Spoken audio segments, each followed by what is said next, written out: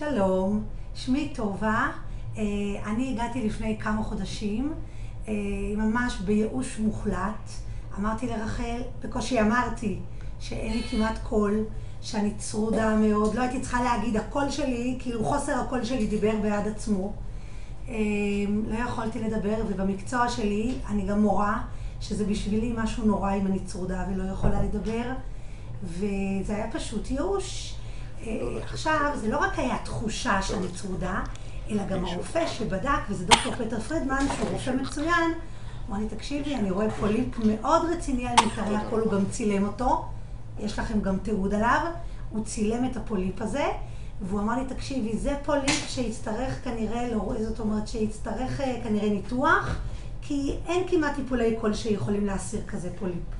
ובכל אופן, השם עזר, ודיברתי עם רחל ושאלתי אותה, והיא אמרה, בואי, את יודעת מה, ננסה לעבוד על הפוליפ הזה. ננסה לעבוד, זאת אומרת, עלייך, וככה נעבוד על הפוליפ הזה. אנחנו צוחקות עכשיו. ועבדנו על הפוליפ הזה.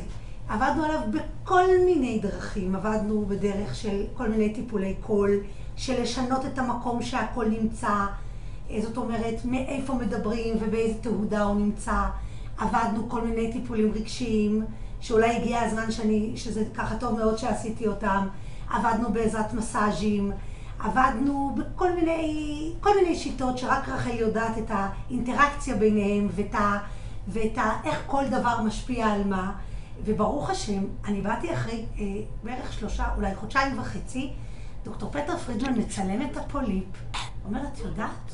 הוא נהיה קטן, וזה משונה, כי זה לא היה פוליפ, יש כנראה משהו שנקרא פוליפ שהוא יותר מימי ופוליפ שהוא יותר בשרני. זה היה פוליפ בשרני שכנראה היה מושרש מאוד. הוא אמר לי, תראי, זה נורא משונה, הפוליפ יורד. אז את יודעת משהו? אני עכשיו יותר אופטימי. תמשיכי לעשות טיפולי קול. אז באמת המשכנו, ובעזרת השם עשינו עוד ועוד, ובטיפול האחרון לפני פסח, דוקטור פטר פרידמן מצלם והוא אומר לי, את בטוחה שהיה פוליפ? אני לא רואה אותו, הוא נעלם.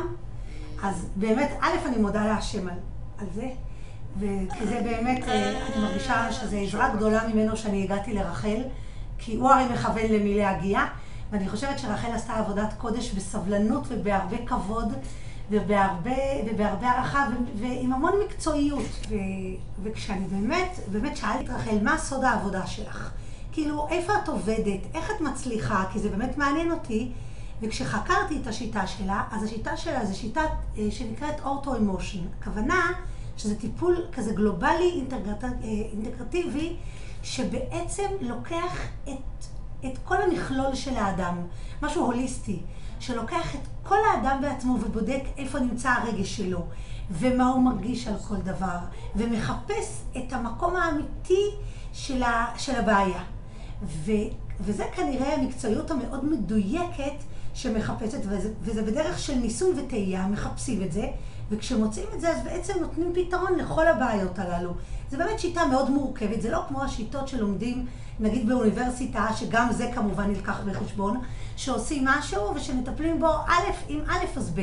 זה לא זה, זה משהו שמשתף הרבה שיטות אחרות, הרבה יותר מורכב, הרבה יותר תואם לבן אדם בעצמו. זה לא איזו חליפה שגזורה מראש שקונים אותה, כל אדם מקבל טיפול אישי פרטני לבעיה שלו. אני באמת מכירה לה מאוד טובה על זה, ומקווה שאני אמשך לדבר בכל צלול.